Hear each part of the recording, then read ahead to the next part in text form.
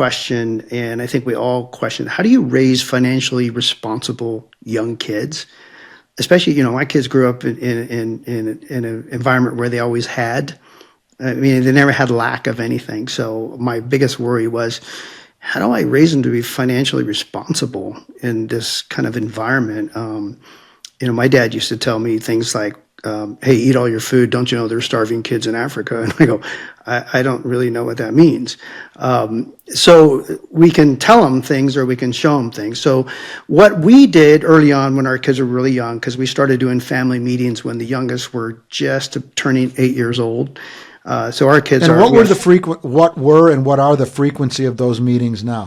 When they were young, it was once a month. And then as they got older, we would do them quarterly, semi-annual. Today we do them annually, and we have 3 new spouses in the family, so they're included, and now they've become sort of annual retreats. And they typically take at least a half a day because we have a lot of things that we like to cover and everyone likes to share.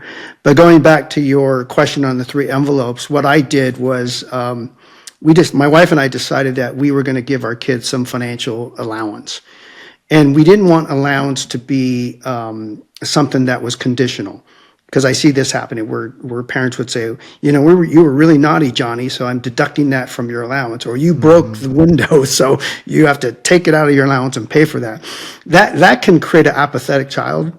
If you think about it, at some point, if you have a really naughty kid who always disappoints and can't perform, next thing you know, the kid's like, okay, I don't really care about the allowance. I don't want it. And that's not what we wanted to teach. That it's not a performance metric. We wanted them to know that you get this because that's part of the privilege of being in this family. What I was more interested in is what they did with it. So we kind of guided them along the line, and we created 3 envelopes. Very simple. One envelope said spending, one said giving, and one said savings. And so they had to decide when they got their envelope how much would go into each one of those 3 envelopes. And they always decided there would be something going into each one. And they would put money in the giving, put money in the savings. If they put money in savings, I would ask them, what are you saving for? Sometimes it was a computer game.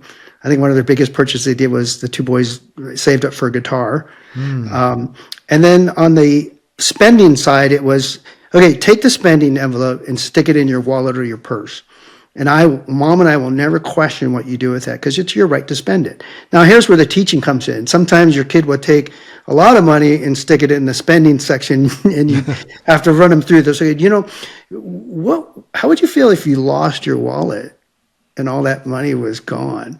You think it's wise to carry $40 for a 10-year-old, in your wallet? And they go, yeah, probably not a good idea, Dad. Okay, well, let's maybe take some off there. And then on the giving side, one of our other values was generosity. So how do you teach generosity to a young kid? So we wanted them to understand what that looked like. So that they took a portion of their allowance, stuck it in the giving envelope. I never told them where to give it. I just said, I gave them options. I said, if you find something that you think you care about, then you can give it there. Or I have an idea. Why don't you guys can also collectively pull it together. And if you did that, then I would match what you guys give by sometimes a 5x multiple. And we got to talk about the needs of others. And for years, our kids donated to poverty initiatives because they realized, well, there's some people don't have the life we have. And so it was our way to teach them about